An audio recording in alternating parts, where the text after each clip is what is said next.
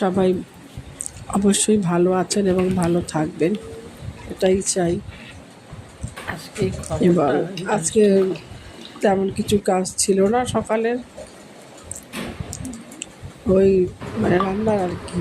রান্নার তেমন কোনো রান্নাবাড়ি ছিল না, রাত্রে ছিল, করে রেখেছিলাম, দিয়ে সেটা আর কি নিয়ে যাবো। রেডি হচ্ছি দুজনে। সকালের যেটা থাকে সেগুলো তো করতেই হয়, পরিষ্কার পরিচ্ছন্ন সেগুলো করতেই হয়।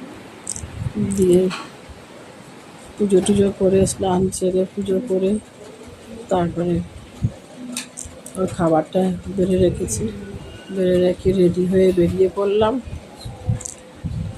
আর তারপরে জানলায় একটা পাখি বসেছিল, সেটার ভিডিও করলাম। ও ডাকে এসে খাবারটা না দিলে ডাকাডাকি করে, তাকে জল খাবারটা দিতেই হয়, আর একটাও আসে। তারপরে ফ্ল্যাটের নিচে থাকে, ছোট্ট নাতি হয়েছে একটা, খুবই আদরের আমাদের।